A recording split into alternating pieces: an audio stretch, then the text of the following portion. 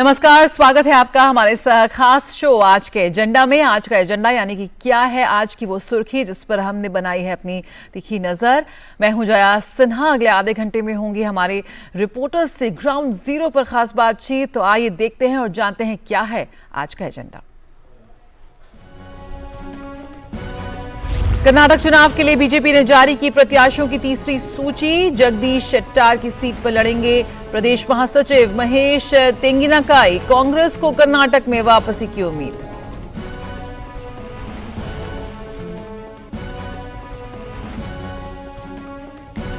वाराणसी में कृषि प्रमुख वैज्ञानिकों की G20 बैठक में आज मोटे और प्राचीन अनाज को बढ़ावा देने के लिए पेश होगा महर्षि प्रस्ताव।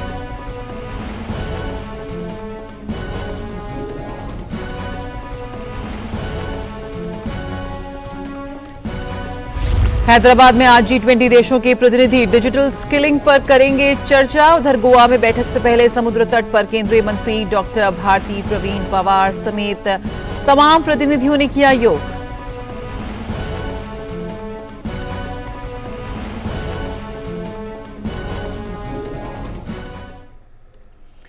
और सबसे पहले बात चुनावी हलचल की, जिसके लिए रुख करते हैं कर्नाटक का। जी हां, कर्नाटक विधानसभा चुनाव को लेकर भारतीय जनता पार्टी ने 10 उम्मीदवारों की एक और सूची जारी की है।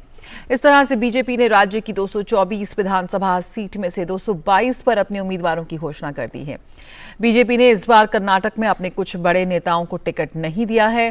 ताजा सूची में महादेवपुरा सीट से वर्तमान विधायक अरविंद लिम्बावली का टिकट काट दिया गया है। उनके स्थान पर पार्टी ने उनकी पत्नी मंजुला अरविंद लिम्बावली को टिकट दिया है। अरविंद लिम्बावली 2008 से इस सीट पर लगातार चुनाव जीतते आ रहे हैं। उधर बीजेपी से टिकट नहीं मिलने से नाराज पूर्व मुख्यमंत्री जगदीश शेट्टार कांग्रेस में शामिल हो गए हैं। शेट्टार की सीट हुबली धारवाड़ मध्य से भाजपा ने महेश तेंगिनकाई को मैदान में उतारा है। कर्नाटक विधानसभा 2023 के चुनाव में बीजेपी और कांग्रेस में सीधी लड़ाई है। यहां पिछले 5 साल से भाजपा की सरकार है और उसे बरकरार रखने के लिए भाजपा ने अपनी पूरी ताकत झोंक दी है। वहीं कांग्रेस नेता राहुल गांधी भी क्षेत्रीय नेताओं के साथ चुनाव प्रचार में लगे हैं। कर्नाटक में 224 सीट पर विधानसभा चुनाव के लिए मतदान 10 मई को होगा और नतीजों की घोषणा 13 मई को की जाएगी।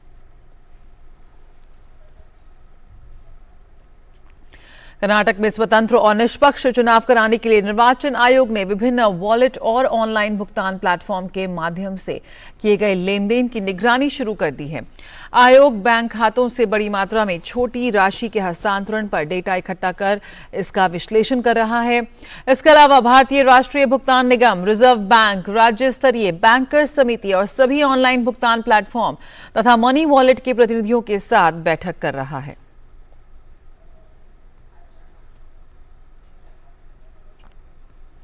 और बेंगलुरु से आयशा खानम हमारे साथ फोन लाइन पर जुड़ रही हैं। आयशा, सबसे पहले तो आपसे चुनावी हलचल जो है इस वक्त किस तरह से उसका पारा बढ़ता जा रहा है, उसी पर पहला सवाल। ये जो पार्टी में अगर हम कह सकते हैं यहाँ पर भाजपा को जरूर एक झटका लगा है, जिस तरह से शेट्टार ने भाजपा छोड़कर कांग्रेस का हाथ थामा है। अगर चुनावी हलचल की बात करें, किस तरह की इस वक्त सरगर्मियां आपको नजर आ रही हैं? जी देखिए जया, चुनावी सरगर्मियां बहुत तेज हो गई है। अभी नॉमिनेशन की प्रक्रिया शुरू हो चुकी है, तो तमाम दिग्गज नेता अपने अपने नॉमिनेशन फाइल कर चुके हैं और 20 तारीख आखिरी दिन है जब नॉमिनेशन की प्रक्रिया पूरी हो जाएगी। तो कल कई बड़े जो उम्मीदवार हैं, जो दिग्गज उम्मीदवार माने जाते हैं, जैसे कि DK शिव कुमार कांग्रेस से हैं, मुख्यमंत्री का चेहरा है। दूसरे कुमार स्वामी है जो चन्नापटना से मुख्यमंत्री का चेहरा है JDS की तरफ से। तो ये तमाम लोगों ने बहुत ही अपना शो ऑफ स्ट्रेंथ करते हुए उन्होंने काफी भारी मात्रा में लोगों को जुटाते हुए अपने नॉमिनेशन फाइल कर दिए हैं। तो दूसरी तरफ जैसे कि आपने बताया, बीजेपी को झटका तो जरूर लगा, लेकिन बीजेपी इस बात से काफी आश्वस्त है कि बीजेपी ने जिन उम्मीदवारों का चुनाव किया है, जो लिस्ट में उम्मीदवारों के नाम है, जो नए चेहरे हैं, लगभग 55 चेहरे नए हैं बीजेपी की लिस्ट में। तो बीजेपी को इस बात की उम्मीद है कि जो पार्टी ने सोची समझी रणनीति तय की है, उसके तहत बीजेपी इस चुनाव में 120 का जो टारगेट तय किया था, ये टारगेट हासिल कर लेगी। ऐसे में आज बीजेपी के राज्य अध्यक्ष जेपी नड्डा हुबली पहुंच रहे हैं और हुबली जहां से जगदीश शेट्टर जो बीजेपी के उप मुख्यमंत्री रह चुके हैं, माफ कीजिएगा मुख्यमंत्री रह चुके हैं, उन्होंने पार्टी छोड़ दिया। तो आज जेपी नड्डा हुबली का दौरा करेंगे और यहाँ कार्यकर्ताओं को संबोधित करेंगे। कार्यकर्ताओं का एक सम्मेलन आयोजित किया गया है। तो जरूरी है कि पार्टी पूरी कोशिश कर रही है, हर तरफ से एक फायर फाइटिंग स्ट्रेटेजी में है और पार्टी को पूरी उम्मीद है कि जो लोग नाराज होकर पार्टी छोड़ गए हैं और इनडिसिप्लिन तरीके से उन्होंने पार्टी के खिलाफ बयानबाजी की है, तो इसे कंट्रोल कर लिया जाएगा और पार्टी को इससे ज्यादा फर्क नहीं पड़ेगा। बिल्कुल आशा, यहाँ पर हम चुनाव आयोग की भी बात करना चाहें कि जिस तरह से मतदान की जो तारीख है वो करीब आ रही है, चुनाव आयोग भी इस वक्त पूरा सक्रिय है, बेहद आक्रामक रूप में तमाम तैयारियों में जुटा हुआ है। एक वोटर्स के लिए एक सॉन्ग रिलीज किया गया है, तो वहीं यहाँ पर किस तरह से लेन देन जो है, अवैध धन है, उसको लेकर भी यहाँ पर कड़ी निगरानी की जा रही है चुनाव आयोग की ओर से। जी हाँ, चुनाव आयोग बहुत बड़ी निगरानी करने के कई कदम उठाए हैं और कई जगहों पर चेकिंग हर 1 किलोमीटर की दूरी पर हम देख सकते हैं कि सड़कों पर, गलियों में चेक पोस्ट लगाए हैं और चेकिंग बरकरार है। और इसके अलावा चुनाव आयोग ने पूरे राज्य भर में विजिलेंस की प्रक्रिया जो है वो तेज करती है और चुनाव आयोग को इस बात का ज्ञान है कि कैसे उम्मीदवार जो है अलग अलग नए तरीके तलाश रहे हैं वोटर्स को लुभाने के लिए। इस पर भी चुनाव आयोग जो ऑनलाइन ट्रांजैक्शन होते हैं उस पर भी कड़ी नजर चुनाव आयोग बनाए रख रहा है। कई जगहों पर चुनाव आयोग ने इस बारे में मॉनिटरिंग करना शुरू कर दिया है। तो चुनाव आयोग की जो तीसरी आंख है, सीसीटीवी कैमरास और फिजिकल फ्रिस्किंग, चेकिंग हर पोस्ट और हर कोने में जो शहर के हर गलियारों में चेक पोस्ट लगे हुए हैं, इससे साफ जाहिर होता है फिजिकल विजिलेंस जो है वो नजर आ रहा है। तो इससे साफ जाहिर होता है कि चुनाव आयोग पूरी कोशिश कर रहा है किसी तरह का अवैध धन या राशि यहाँ पर चुनाव के दौरान लोगों में बांटी ना जाए। लेकिन फिर भी कई उम्मीदवार जो लोगों को लुभाने के लिए फ्रीबीज बांटते हैं, जैसे किचन का सामान होता है, ये तमाम चीजों पर भी चुनाव आयोग ने रेड डालकर कई जगहों से जब्त किया है। तो इस वक्त चुनाव आयोग की सख्ती भरपूर नजर आ रही है। तो जाहिर है ये एक संदेश जाएगा लोगों में कि चुनाव आयोग ने जो कदम उठाए हैं, इन तमाम कड़े कदम को देखते हुए कर्नाटक में चुनाव फेयर तरीके से होंगे। बिल्कुल आशा, बहुत बहुत शुक्रिया फिलहाल उस जानकारी के साथ जुड़ने के लिए। तो कर्नाटक विधानसभा चुनाव की बात हो रही थी, जहां पर चुनावी पारा लगातार बढ़ता नजर आ रहा है और इसको लेकर और क्या कुछ खबरें हैं लगातार हम आपको अपडेट देते रहेंगे। लेकिन फिलहाल अगले एजेंडा में बात करते हैं G20 की।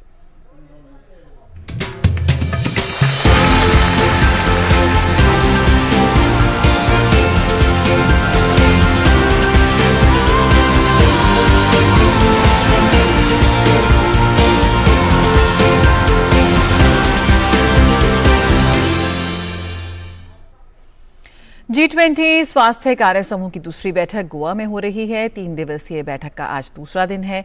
आज की बैठक में चर्चा का विषय है डिजिटल हेल्थ में नवाचार और समाधान के जरिए यूनिवर्सल हेल्थ कवरेज को कैसे हासिल किया जाए। साथ ही डिजिटल हेल्थ इकोसिस्टम ऐसा बनाया जाए जो सिटीजन सेंट्रिक हो। इसी के साथ G20 के हेल्थ एजेंडे पर आज चर्चा समाप्त हो जाएगी। इसके बाद दोपहर में डिजिटल हेल्थ पर साइड इवेंट्स का उद्घाटन केंद्रीय स्वास्थ्य मंत्री डॉक्टर मनसुख मांडविया करेंगे। साथ ही डिजिटल हेल्थ पर एक प्रदर्शनी का भी उद्घाटन करेंगे। दूसरे दिन की बैठक से पहले आज सुबह गोवा के खूबसूरत बीच पर डेलीगेट्स ने योग सत्र में हिस्सा लिया। योग सत्र में केंद्रीय स्वास्थ्य राज्य मंत्री डॉक्टर भारती प्रवीण पवार ने भी हिस्सा लिया।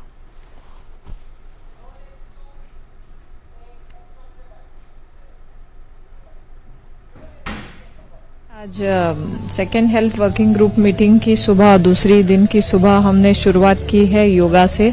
और जैसे कि हमने फर्स्ट मीटिंग केरला में हुई, वहाँ पे भी योगा सेशन किया था। आज भी यहाँ पे डेलीगेट्स है और योगा जो कि एक हमारी रोजाना प्रैक्टिस होना बहुत जरूरी है। आदरणीय प्रधानमंत्री मोदी जी ने ये योगा को इंटरनेशनल लेवल पे लेके इतना अच्छा उसे पहुंचाया है। तो आज अनेक देशों से लोग आते हैं, योगा सीखते हैं। योगा अपने आप में एक हीलिंग भी है। हमारी सांस्कृतिक विरासत ने ये हमें बहुमूल्य एक तोहफा दिया है योगा के माध्यम से, कि जिससे हम अपने आप को अच्छा रखें। और ये प्रैक्टिस करने के बाद मुझे लगता है कि ये रेगुलर प्रैक्टिस हम अपने आप के लिए भी करें, हम परिवार दोस्तों से भी करवाएं, सोसाइटी में इसका अच्छा अवेयरनेस जाना जरूरी है। सो प्रिवेंशन में इसको बहुत हम लोग महत्व देते हैं। और गोवा के समुद्र तट पर योग सत्र का जायजा लिया संवाददाता नितेंद्र सिंह ने। गोवा में चल रहे हेल्थ वर्किंग ग्रुप की बैठक के दूसरे दिन योग सत्र का आयोजन किया गया है गोवा के इस खूबसूरत बीच पर। और आप देख सकते हैं ये जो डेलीगेट हैं वो योग कर रहे हैं। दिन भर के हेक्टिक शेड्यूल से पहले अपने आप को तरोताजा कर रहे हैं, रिलैक्स कर रहे हैं, तनाव से मुक्त कर रहे हैं। और इस योग सत्र में केंद्रीय स्वास्थ्य राज्य मंत्री डॉक्टर भारती प्रवीण पवार भी हैं और जितने भी डेलीगेट्स हैं, जिसमें WHO के प्रतिनिधि या यूरोपियन यूनियन और तमाम जो बड़े देश हैं, उनके जो G20 के डेलीगेट्स हैं वो योग सत्र में हिस्सा ले रहे हैं। योग हम जानते हैं कि भारत का एक सुपर पावर है और अंतर्राष्ट्रीय योग दिवस के बाद काफी लोकप्रिय हुआ है। और योग करने से न केवल मन को शांति होती है, रिलैक्स होता है, तनाव को मुक्ति मिलती है।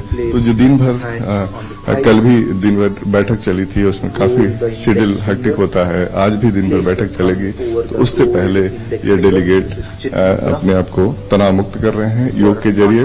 ये 45 मिनट का जो योग प्रोटोकॉल है अंतर्राष्ट्रीय दिवस पे जो मनाया जाता है, उसी प्रोटोकॉल के तहत ये योग प्रैक्टिस कराया जा रहा है। और गोवा के जो आयुष मंत्रालय के जो योग के एक्सपर्ट हैं वो प्रैक्टिस करवा रहे हैं और बहुत ही बारीकी से जितने भी आसन है, प्राणायाम है, वो सिखाया जा रहा है, बताया जा रहा है। G20 के जब डेलीगेट इस योग को कर रहे हैं तो इसका एक बहुत ही स्पष्ट संदेश है कि वन अर्थ वन हेल्थ का जो कंसेप्ट है उसको आगे बढ़ाया जाएगा। और साथ ही साथ प्रिवेंटिव हेल्थ पर सरकार का, जो दुनिया के बाकी जो सरकारें, उनका भी ध्यान जाएगा और लोग भी इसको अपने जीवन में अपनाएंगे। कैमरामैन एस जयशंकर के साथ नितेंद्र सिंह, DD न्यूज, गोवा। और हैदराबाद में चल रही डिजिटल इकोनॉमी वर्किंग ग्रुप की दूसरी बैठक के दूसरे दिन महत्वपूर्ण विषय डिजिटल स्किलिंग पर आज सबसे पहले चर्चा होगी। इलेक्ट्रॉनिक्स और सूचना प्रौद्योगिकी मंत्रालय के सचिव बैठक में शामिल हो रहे हैं। G20 प्रतिनिधियों को बैठक के तीनों प्रमुख एजेंडा से अवगत कराएंगे। इस दौरान स्किलिंग, रीस्किलिंग, अपस्किलिंग के लिए टूल किट पर आधारित एक प्रेजेंटेशन भी दिया जाएगा। डिजिटल स्किलिंग पर लंबी चर्चा के बाद जिन विषयों पर सहमति बनेगी उनका ड्राफ्ट तैयार कर अंतिम डिक्लेरेशन के लिए आगे बढ़ा दिया जाएगा। इसके अलावा मेहमानों को हैदराबाद में स्थित टेक्नोलॉजी हब का दौरा भी कराया जाएगा। इस दौरान उन्हें तकनीक के साथ बदलते नए भारत की तस्वीर भी दिखाई जाएगी। भारत समेत दुनिया के 20 विकासशील देशों में वैश्विक कृषि के विकास का नया रोड मैप वाराणसी में तैयार हो रहा है। सोमवार से शुरू हुए G20 सम्मेलन में कृषि शिक्षा, अनुसंधान आदि मुद्दों पर सभी देशों की कृषि वैज्ञानिक मंथन कर रहे हैं। आज बैठक का दूसरा दिन है। मोटे और प्राचीन अनाज को बढ़ावा देने के लिए भारत की ओर से महर्षि प्रस्ताव पेश किया जाएगा। सोमवार को केंद्रीय सड़क परिवहन और राजमार्ग राज्य मंत्री VK सिंह ने सम्मेलन का उद्घाटन किया। इस अवसर पर VK सिंह ने कहा कि काशी से दुनिया भर में एक अभियान शुरू किया जा रहा है। मां अन्नपूर्णा की नगरी काशी से विश्व को उनके खान पान से स्वस्थ रखने का संदेश दिया जाएगा। भारत सरकार वाराणसी से पोषण, खाद्य सुरक्षा, जलवायु अनुकूल खेती को बढ़ाने का प्रस्ताव दुनिया के सामने रख रही है।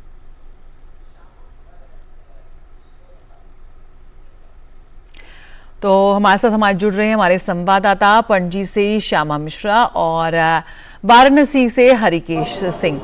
रुक करते हैं सबसे पहले पणजी का, जहां मौजूद है संवाददाता श्यामा। श्यामा, कोविड-19 ने पूरे विश्व को डिजिटल हेल्थ सर्विसेज के फायदे या इसकी ज़रूरत से अवगत कराया है। इस बैठक का एजेंडा डिजिटल सर्विसेज को और बेहतर बनाने का है। भारत का भी इसमें बेहद शानदार अनुभव रहा है, जिससे ज़रूर सबक लेने की ज़रूरत है पूरे विश्व को। क्या कुछ खास बातें हैं जो इस चर्चा में निकल कर आ रही हैं? देखिए जया, अगर हम बात करते हैं जब हेल्थ वर्किंग ग्रुप की, तो यहाँ पर ये सेकेंड मीटिंग है। जो प्रायोरिटी एरियाज है वो पहले ही वहाँ पर डिस्कशन या एक तरीके से सहमति बन चुकी है। अब जो है यहाँ पर सजेशन दिए जा रहे हैं, कमेंट्स किए जा रहे हैं इसके ऊपर, ताकि इसके आगे में और ज्यादा पेपर्स हो या डॉक्यूमेंटेशन हो, वो सारे हों। आपने बताया डिजिटल इनोवेशन, तो डिजिटल इनोवेशन जो भारत ने किए हैं हेल्थ सेक्टर में, वो आज तीसरा प्रायोरिटी एरिया है जिस पर डिस्कशन होगा और डेलिब्रेशन होगा। जितने भी मेंबर कंट्रीज हैं या इनवाइटेड कंट्रीज इंस्टीट्यूशंस हैं, वो अपने कमेंट्स करेंगे, अपने राय रखेंगे इसके ऊपर में। इसके अलावा जो भारत ने अब तक जितने भी इनोवेशन किए हैं, आपने जिस तरीके से बताया पैंडेमिक का समय, पैंडेमिक का समय एक ऐसा समय था जब पूरा विश्व एक तरीके से स्टैंड स्टिल पर आ गया था, और तब पता चला था कि इंफ्रास्ट्रक्चर जो है वो हेल्थ का, वो कितना कमजोर है या उसे कितना सुदृढ़ बनाने की जरूरत है। भारत ने एक लीड लिया था इस समय में, और भारत ने दिखाया था पूरे विश्व को कि इतनी बड़ी जो पॉपुलेशन है उसके बावजूद भी भारत ने किस तरीके से मैनेज किया पूरे एक कोविड सिचुएशन को। जब हम डेवलप्ड कंट्रीज की बात करते हैं जया, तो अमूमन हम देखते हैं कि वहां की सर्विसेज या वहां का इंफ्रास्ट्रक्चर बेहतर होता है डेवलपिंग नेशन से। लेकिन ऐसे समय में जब कोविड हुआ, पैंडेमिक हुआ, लॉकडाउन हुआ, भारत ने जो मोर्टालिटी रेट थी उसकी काफी कम थी अगर हम उसे कंपेयर करें यूरोपियन देशों से या दूसरे विकसित देशों से। तो ये एक समय है जब विकसित देश सीख सकते हैं भारत से, डेवलपिंग कंट्रीज से, कि किस तरीके से आप इतने बड़े परेशानी को, इतने बड़े इशू को आप उसे हैंडल कर सकते हैं। इसके साथ ही कोविन, ई संजीवनी, ये सारे डिजिटल इनोवेशन है जो भारत ने किए और पूरे विश्व के सामने एक ये उदाहरण के तौर पर रखा गया है कि किस तरीके से भारत इतने बड़े पॉपुलेशन को डिजिटली एक प्लेटफॉर्म पे ला सकता है और लोगों को सुविधाएं पहुंचा सकता है। अब जो है ये एजेंडा 2 मेन ये एजेंडा यहाँ पर ये है कि एक तो जितने भी अच्छी चीजें चल रही हैं हेल्थ रिलेटेड, इंफ्रास्ट्रक्चर की बात कर लीजिए या इनिशिएटिव्स की बात कर लीजिए, पूरे विश्व में उसे कन्वर्ज कैसे किया जाए, उसे एक कैसे बनाया जाए ताकि पूरे विश्व के स्वास्थ्य के लिए इसे यूजफुल किया जा सके, फायदा ला सके। दूसरी चीज कि एक जो भारत के पास में ये ई गुड्स हैं, जो ई संजीवनी की बात कर रहे हैं या कोविन की बात कर रहे हैं, भारत उसे अब विश्व पटल पर पब्लिक गुड्स की तरह उसे उन्होंने से प्रेजेंट किया है, ताकि कोई भी देश जो है वो अगर इसे लेना चाहे, समझना चाहे, तो वो समझ सकते हैं, ले सकते हैं, अपना सकते हैं, इम्प्लीमेंटेशन अपने यहाँ पर कर सकते हैं। तो जो कन्वर्जन की बात है कह रही हूँ मैं, वो पहले मीटिंग में इसके ऊपर में सहमति बन चुकी है। अब वो सहमति को कैसे आप इम्प्लीमेंटेशन लाएं, कैसे आप उसको अपने देश में या अपने तरीके से अपनाएंगे, उसके ऊपर बातचीत चल रही है। तो बिल्कुल जाहिर सी बात है, जो 3 दिन चलने वाली ये बैठक है, पहला दिन हम 2 जो प्रायोरिटी एरियाज हैं उस पर डिस्कशन, उस पर चर्चा हम देख चुके हैं। आज जो है वो तीसरा डिस्कशन होगा प्रायोरिटी एरिया पर, साथ ही एक और प्रदर्शनी का इनॉग्रेशन होगा। यूनियन केंद्रीय मंत्री जो है मनसुख मांडविया, वो यहाँ पर है, वो करेंगे, और साथ ही उनकी एक स्पेशल सेशन होगी जहाँ पर creating ecosystem for health delivery, ये एक चर्चा होगी जिसके ऊपर में एक महत्वपूर्ण केंद्र ये भी है जिसके ऊपर एक चर्चा होगी। जय बिल्कुल, आप हमारे साथ बने रहिए। श्यामा, यहाँ पर वाराणसी का रुख करेंगे, हरिकेश वहां पर मौजूद हैं। हरिकेश, पोषण, नवाचार और प्रौद्योगिकी, ये 3 प्रमुख चर्चा का विषय रहेंगे, लेकिन किस तरह से महर्षि प्रस्ताव जो पास प्रस्ताव की बात हो रही है, क्या कुछ उसमें खास होने जा रहा है? देखिए जया, जैसा कि महर्षि प्रस्ताव जो भारत की सोच का नतीजा है कि ये जो विकसित और विकासशील देशों का समूह G20 के एग्रीकल्चर साइंटिस्ट आए हुए हैं, उनके समक्ष कल संजय गर्ग जी ने, जो सचिव हैं ICAR के, उन्होंने रखा इसको। और इसका जो जनरल वीके सिंह जी ने जिक्र किया, जो कल आपने भी बताया कि ये काशी जो है मां अन्नपूर्णा की नगरी है, अन्न की देवी की नगरी है। तो ये जो मोटे अनाज मिलेट्स हैं, इनके बारे में जनरल वीके सिंह जी भी जब साझा कर रहे थे, अपने विचार हम लोगों से बता रहे थे, तो ये उनका यही कहना था कि ये प्राचीन काल से हम ये अन्न उत्पादन करते आए हैं, इसकी जो खूबियां हैं उसका जिक्र किया जाएगा, वो सबके सामने रखा जाएगा। इसके उत्पादन से जो सबसे अच्छी बात ये थी कि ये जलवायु के अनुकूल है, जो भूमि है भूमि को नुकसान नहीं पहुंचाता है, क्योंकि गेहूं और धान के उत्पादन का जो जब दौर चला तो उसमें भूमि को भी नुकसान पहुंचा है। तो ये सारी चीजें जब रखी जाएंगी, उनकी खूबियां जलवायु से लेके भूमि से लेके, और चूंकि पूरे विश्व के 130 देश ऐसे हैं जो मोटे अनाज पैदा करते हैं अलग अलग तरीके से, तो चूंकि ये महर्षि जो योजना है उसका प्रस्ताव रखा जा चुका है, अभी चर्चा चल रही है, जो मैं काशी के ताज होटल के दरबार हाल के सामने हूं और चल रही है, उसमें जो खूबियां हैं उनको उनके सामने रखा जा रहा है। काशी के आसपास या पूरे जो भारत के भूभाग हैं अलग अलग जहां पे ये मिलेट्स पैदा किए जाते हैं, तो वहां के जो किसान हैं उनके लिए भी ये लाभदायक होगा, ऐसा ही सोच है भारत सरकार का, जो इस प्रस्ताव को यहाँ पे महर्षि के माध्यम से रखी है। चूंकि योग का जिक्र कर रहे थे, नितेंद्र की एक रिपोर्ट आप दिखा रही थी, काशी वो नगरी है जैसे अन्नपूर्णा की नगरी है, वैसे बाबा विश्वनाथ की भी नगरी है, और वो महायोगी कहे जाते हैं, योग के लिए जाना जाता है, संस्कृति के लिए जाना जाता है काशी को। तो ये वसुधैव कुटुंबकम का यहाँ पर एक स्लोगन है, जो one earth one family one future का जिक्र है G20 के इस स्लोगन में। वो काशी, इसको चूंकि जनरल वीके सिंह जी ने भी कहा कि यहाँ से एक संदेश जाएगा, वो महर्षि योजना का जो प्रस्ताव है यही संदेश है कि मिलेट्स को हम ज्यादा से ज्यादा अपनाएं। जैसा कि कोविड का जिक्र आप कर रही थी, तो योग से चूंकि लोग सचेत हुए हैं अपने स्वास्थ्य को लेके, तो ये मिलेट्स जो है हमारे स्वास्थ्य के लिए बहुत उपयोगी हैं। जैसे योग उपयोगी है, वैसे ही भोग, जो एक काशी में कहा जाता है जब हम अपने भगवान को भोग लगाते हैं, तो उसी तरह से ये मिलेट्स जो उपयोग हो रहा है।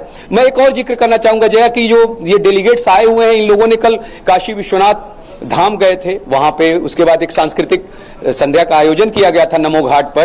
तो जो काशी विश्वनाथ धाम है उसमें जो प्रसाद मिल रहा है अब वो मिलेट्स का ही मिल रहा है। जब प्रधानमंत्री ने, यहाँ के सांसद ने आह्वान किया तो एक ऐसी व्यवस्था की गई कि अब मिलेट्स के बने हुए प्रसाद ही वहां पर मिल रहे हैं। तो एक संदेश देने की कोशिश है, जो हमारी सांस्कृतिक नगरी है, जो धार्मिक नगरी है, वहां से ही शुरू हुई है। और यहाँ पे महर्षि, चूंकि हमारे ऋषि ही प्राचीन काल में वैज्ञानिक थे, वो ही समाज को, देश को वो संदेश देते थे, समाज के लिए काम करते थे। तो वो जो वैज्ञानिक लोग यहाँ आधुनिक वैज्ञानिक उपस्थित हैं, उनको महर्षि के नाम से जो ये मिलेट्स का प्रस्ताव दिया गया है, वो प्राचीनता को समेटे हुए जो खूबियां थी बिल्कुल मोटे अनाज की, उनके साथ प्रस्तुत किया गया है। और उम्मीद है कि ये पास हो जाएगा। भारत जिस तरह से एक बड़ी आबादी के लिए एक पारंपरिक भोजन रहा है, साबित होगा पूरे विश्व में। जैसे योग बिल्कुल एक बार फिर उसे किस तरह से अपनी थाली में जगह दें, भागदौड़ भरी जिंदगी में, ये देखने वाली बात होगी।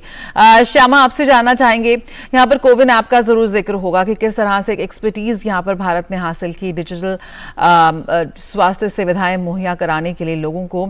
लेकिन आने वाले समय में देखें, हम लगातार देख रहे हैं कि जो पूरा डिजिटल स्पेस है हेल्थ सेक्टर में, ये लगातार इसमें बदलाव हो रहा है, इवॉल्व हो रहा है, नए टूल्स, नई स्ट्रैटेजीज इसमें इस्तेमाल हो रही हैं। लेकिन फिर भी जरूर वहां पर चर्चा हो रही है किस तरह से आने वाले समय में और बढ़ती आबादी के दबाव के चलते किस तरह से एक अवसर भी प्रदान करती है ये पूरा क्षेत्र, और साथ साथ चुनौतियां भी।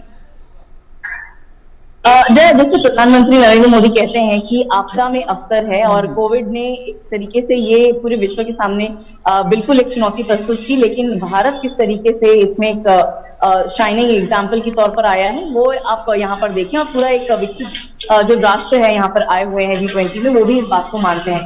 कोविन की बात जब हम करते हैं तो इतना बड़ा पॉपुलेशन है भारत का, जनसंख्या, सारे जनसंख्या को जिनकी आपके डोजेस आप एडमिनिस्टर कर चुके हैं, पहला डोज, सेकंड डोज या बूस्टर डोज की बात करें, वो सारे आप एडमिनिस्टर कर चुके हैं, और वो सारा इंफॉर्मेशन आपके कोविन ऐप पर आ जाता है।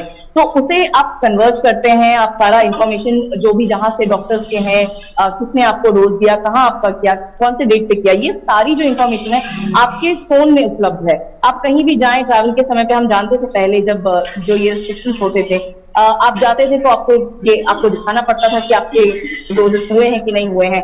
आपको कोई पेपर कैरी करने की जरूरत नहीं थी, आप अपने फोन से दिखाएं और आपका ये चीज, ये सुविधा हो जाती थी।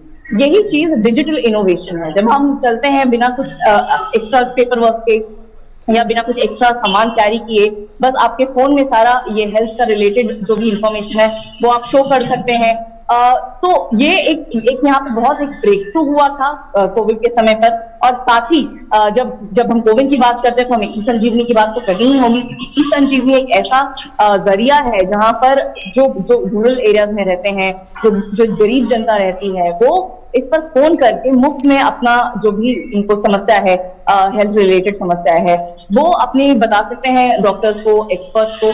और जो भी स्वास्थ्य संबंधी समस्याएं हैं उसके ऊपर उन्हें बहुत जल्द ही फोन कॉल के ऊपर में उन्हें निवारण मिल सकता है, अगर वो वैसे उस स्थिति में हुआ तो।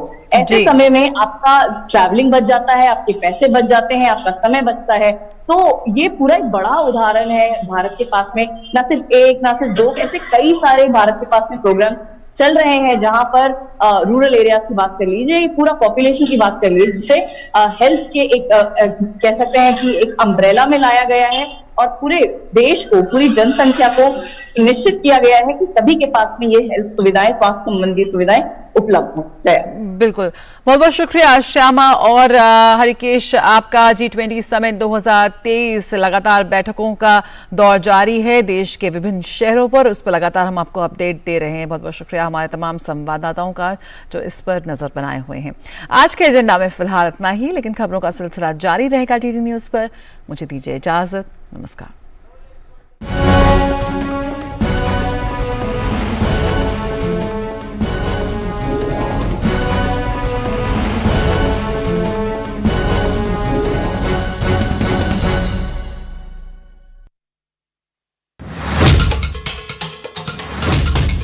मकसद हो बुलंद लोकतंत्र की आवाज,